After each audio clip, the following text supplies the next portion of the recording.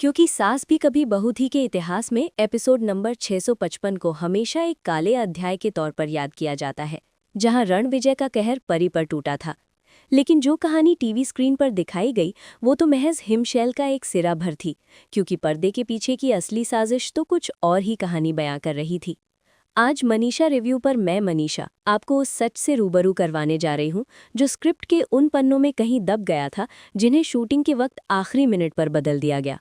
जहां विलानी परिवार का सेट अपनी पूरी शान शौकत के साथ खड़ा रहता था, मुझे प्रोडक्शन टीम के पुराने लोगों और सेट पर मौजूद कुछ खास सूत्रों से जो जानकारी मिली है वो आपके होश उड़ा देगी। टीवी पर दुनिया ने देखा कि रणविजय एक हवस का पुजारी और अहंकारी गुंडा था, जिसने साहिल की पत्नी और विरानी खानदान की बहू परी की अस्मिता पर हमला करने की कोशिश की।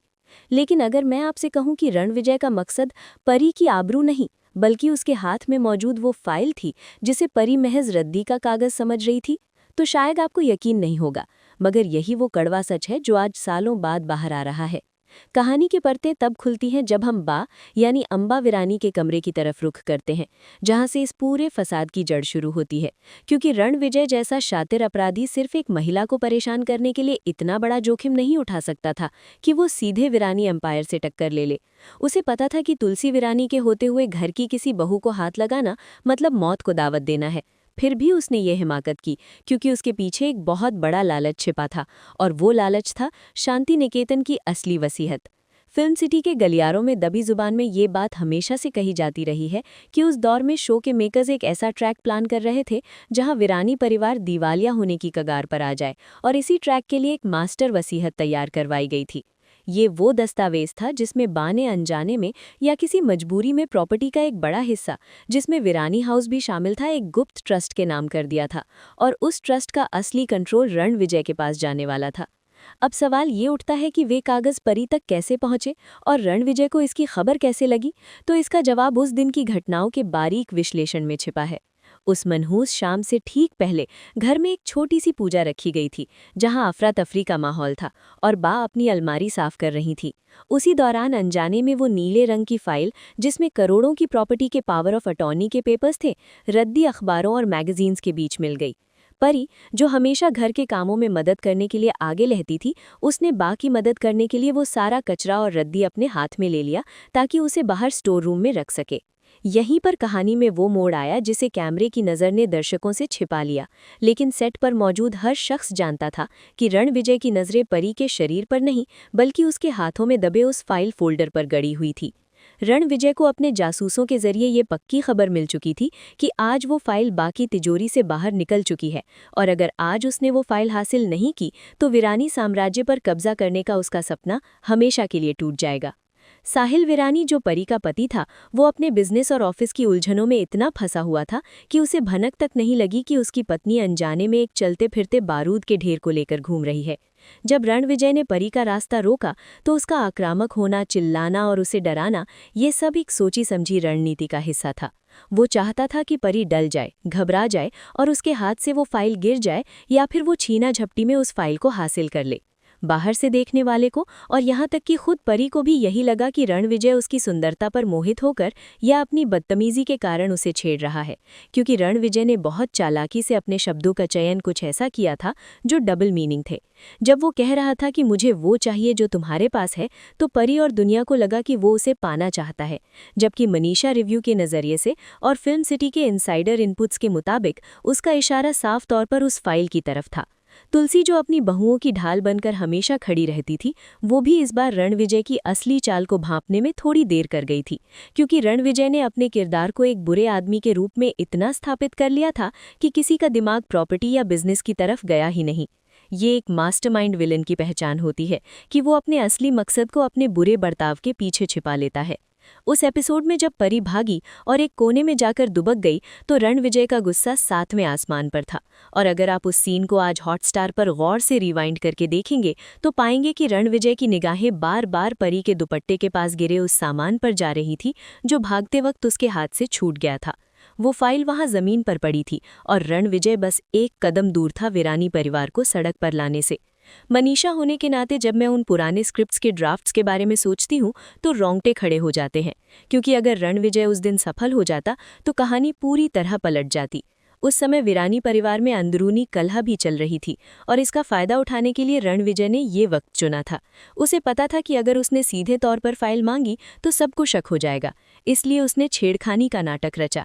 ये एक ऐसा कवर था जिससे अगर वो पकड़ा भी जाता तो उस पर बदतमीजी का केस चलता, लेकिन प्रॉपर्टी की चोरी का इल्जाम नहीं लगता, जो कि कहीं ज्यादा संगीन जुर्म होता और जिससे वीरानी परिवार तुरंत सतर्क हो जाता कि उनकी जायदाद खतरे में है। रणविजय जानता था कि बदनामी के डर से वीरानी परिवार शायद पुलिस के पास ना जाए और मामला घर में ही रफा दफा कर दे, जिससे उसे दोबारा मौका मिल सके। इस पूरे घटनाक्रम में सबसे दुखद पहलू ये था कि परी, जो बिल्कुल निर्दोष थी, वो दो पार्टों के बीच पिस रही थी। एक तरफ एक वहशी दरिंदा जो उस पर हमला कर रहा था और दूसरी तरफ एक ऐसा राज जिसे वो अनजाने में ढो रही थी। फिल्म सिटी के मेकअप रूम में उस दौर के आर्टिस्ट आज भी कानाफूसी करते हैं कि इस ट्रैक को बाद में बदल दिया गया, क्योंकि क्रिएटिव टीम को लगा कि ऑडियंस प्रॉपर्टी ड्रामा से ज़्यादा इमोशनल ड्रामा से कनेक्ट करेगी। इसलिए प्रॉपर्टी पेपर्स वाले एंगल को एडिट कर दिया गया और सिर्फ बहू की अस्मिता वाले एंगल को हाईलाइट किया गया। लेकिन सच्चाई के निशान कभी पूरी तरह मिट नहीं सकते हैं। रणविजय के डायलॉग्स, उसकी बॉडी लैंग्वेज और उसकी बेताबी सब चीख चीख कर कह रहे थे कि उसे परी से ज्यादा परी के पास मौजूद उस कीमती दस्तावेज की भूख थी। जब रणविजय ने परी का हाथ मरोड़ा था तो उसका मकसद उसे दर्द देना नहीं, बल्कि उसकी पकड़ ढीली करवाना था, ताकि वो कागज उसके हाथ से गिर जाए। ये विश्लेषण आपको किसी और चैनल पर नहीं मिलेगा, क्योंकि इसके लिए उस गहराई में जाना पड़ता है जहां राइटर की कलम रुक गई थी। वीरानी हाउस के उस भव्य सेट के पीछे अंधेरे कोनों में कई राज दफन थे और रणविजय उनमें से ऐसे एक राज का प्यादा था जो वजीर बनने की फिराक में था।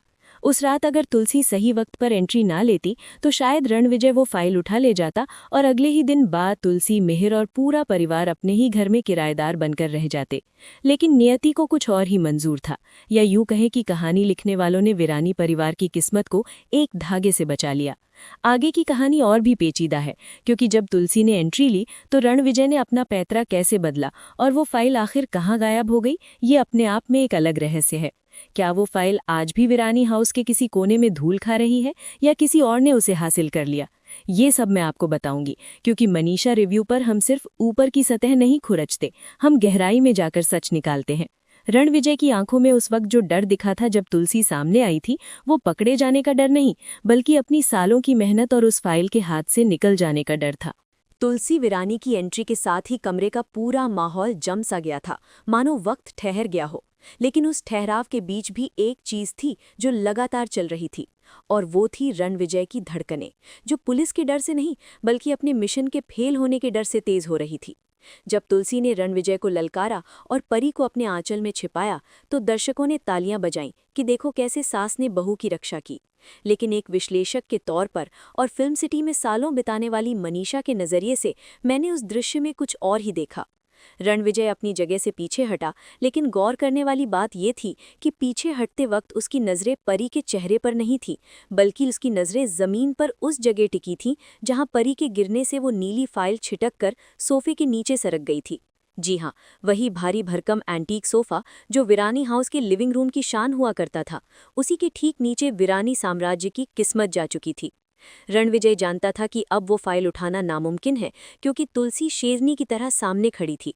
इसलिए उसने तुरंत अपना प्लान बी एक्टिवेट कर लिया।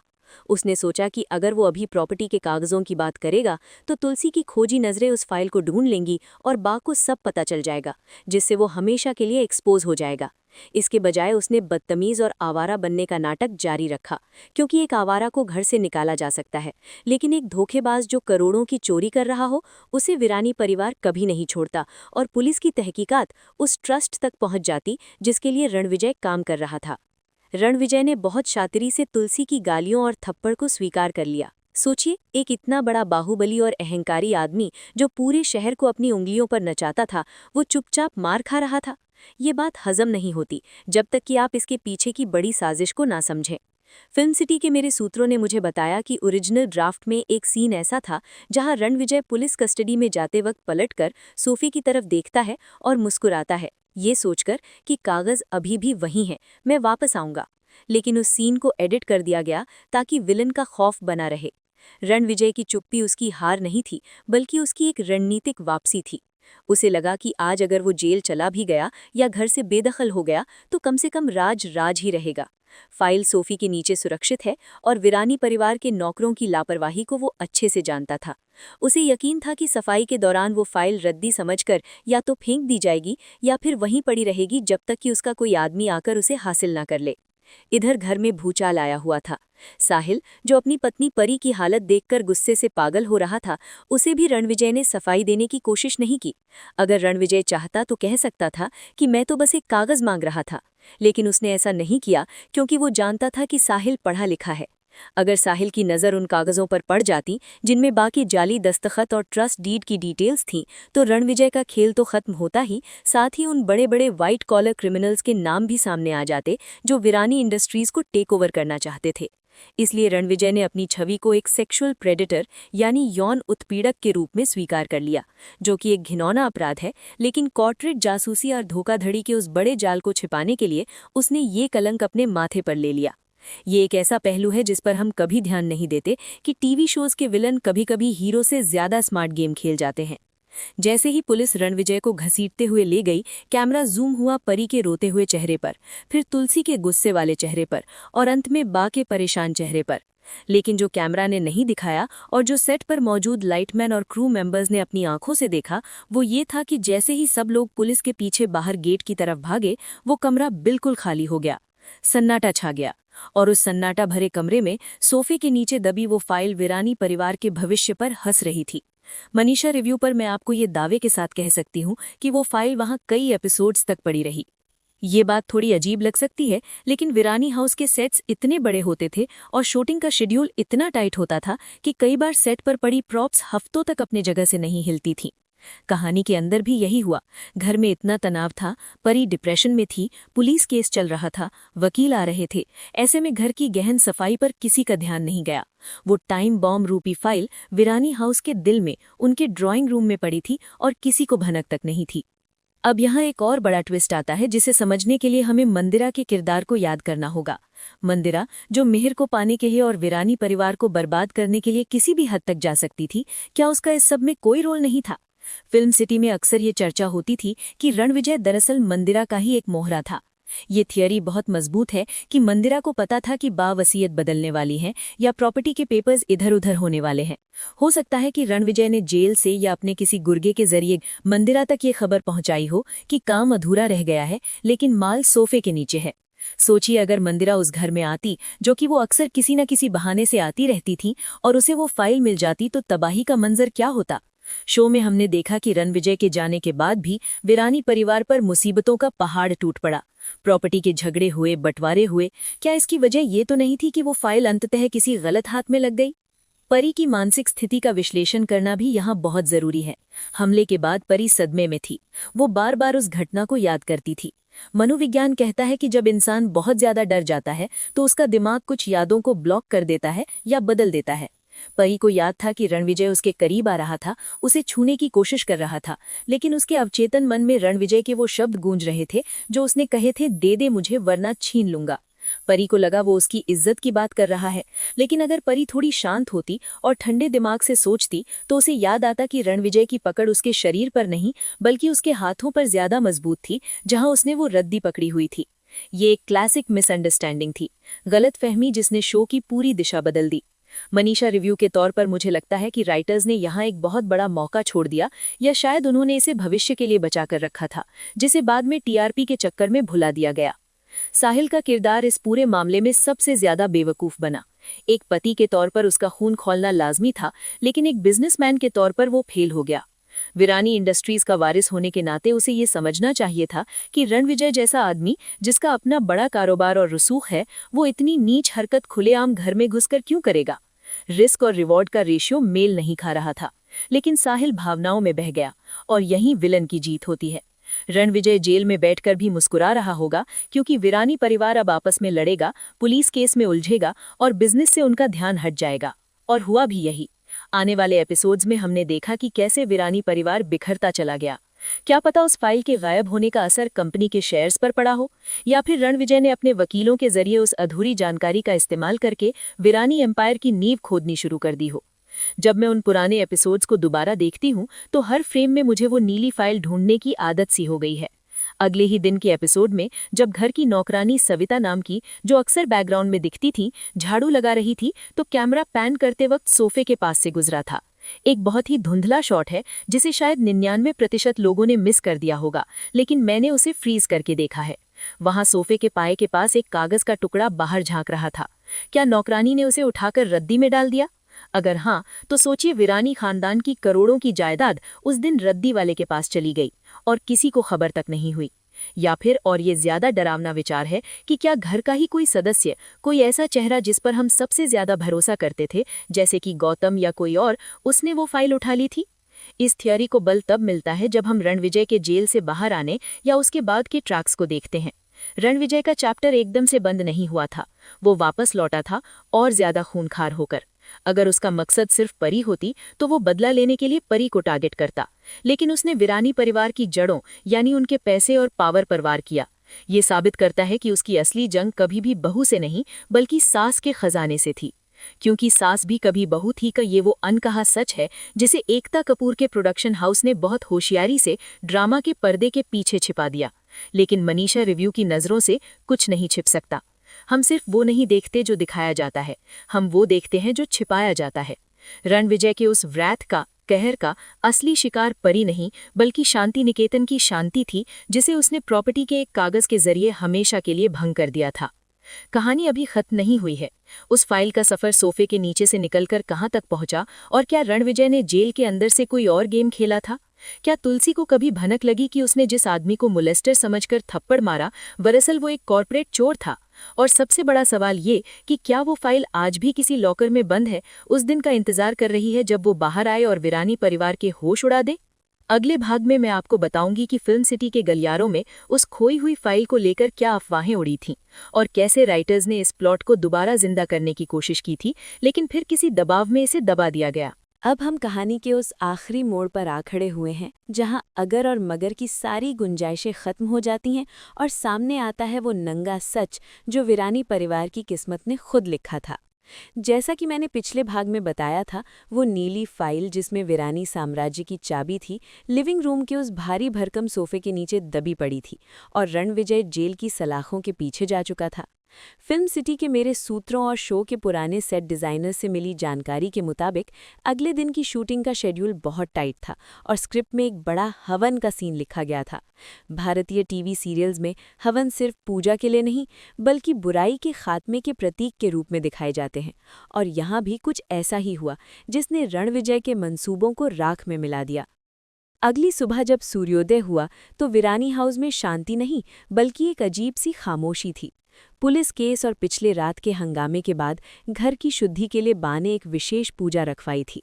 घर के नौकर जो रात भर की उथल-पुथल से डरे हुए थे, उन्होंने सुबह सुबह ड्राइंग रूम की सफाई शुरू की। यहीं पर किस्मत ने अपना सबसे बड़ा खेल खेला। हमारे विश्वसनीय सूत्रों के अनुसार उस समय शो में काम करने वाले एक स्पॉट बॉय ने बताया कि एक डिलीटेड सीन शूट किया गया था, जिसे बाद में समय की कमी के कारण एपिसोड से हटा दिया गया। उस सीन में घर की पुरानी नौकरानी सविता सोफे के नीचे झाड़ू लगाती है और उसे वो नीली फाइल मिलती है। चूंकि फाइल रद्दी कागजों और पुराने अखबारों के बीच दबी थी और उस पर परी के गिरने से शायद कुछ गंदगी या चाय गिर गई थी, नौकरानी को लगा कि ये कल रात के हंगामे का कचरा है। अब आप कल्पना कीजिए उस विडंबना की, करोड़ों की जायदाद जिसके लिए रणविजय ने अपनी इज्जत दांव पर लगा दी, जिसके लिए उसने परी पर हमला किया, वो फाइल अब एक अनपढ़ नौकरानी के हाथ में थी जो उसे कचरा समझ रही थी। पूजा की तैयारी चल रही थी और हवन कुंड में आग जलाने के लिए सूखी लकड़ियों के साथ साथ रद्दी कागज की जरूरत थी। मनीषा रिव्यू पर यह खुलासा करते हुए मेरे भी रोंगटे खड़े हो रहे हैं, क्योंकि ये वो पल था जब विरानी परिवार अनजाने में अपनी ही मौत के वारंट को जला रहा था। सविता ने वो नीली फाइल और बाकी रद्दी कागज पंडित जी के पास रख दिए। जब तुलसी और बाप पूजा के लिए बैठे तो पंडित जी ने मंत्रोच्चारण के साथ हवन कुंड में अग्नि प्रज्वलित की और उस आग को तेज करने के लिए उस नीली फाइल के पन्नों को एक एक करके उसमें डालना शुरू कर दिया। रणविजय जेल की चारदीवारी में बैठा अपने वकील से यही कह रहा था कि बस एक बार मुझे बेल मिल जाए, मैं वापस जाकर वो फाइल ले आऊंगा। लेकिन उसे क्या पता था कि यहाँ शांति निकेतन में स्वाहा के मंत्रों के साथ उसकी साजिश धूं धूं करके जल रही थी। जब तक तुलसी ने आहुति दी तब तक वो ट्रस्ट डीड, वो पावर ऑफ अटॉर्नी और रणविजय के सारे सपने राख के ढेर में बदल चुके थे। ये एक ऐसा सिनेमैटिक मोमेंट था जिसे अगर सही तरीके से दिखाया जाता तो ये भारतीय टेलीविजन के इतिहास का सबसे बड़ा आयरनी वाला सीन होता।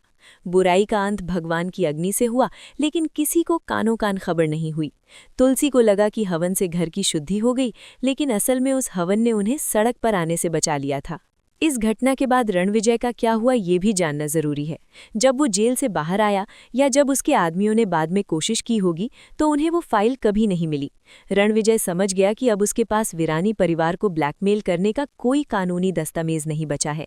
बिना सबूत के वो प्रॉपर्टी पर दावा नहीं कर सकता था और परी वाले मामले में वो पहले ही फंस चुका था। इसलिए कहानी में रणविजय का किरदार धीरे धीरे साइडलाइन हो गया या उसने अपनी रणनीति बदल ली।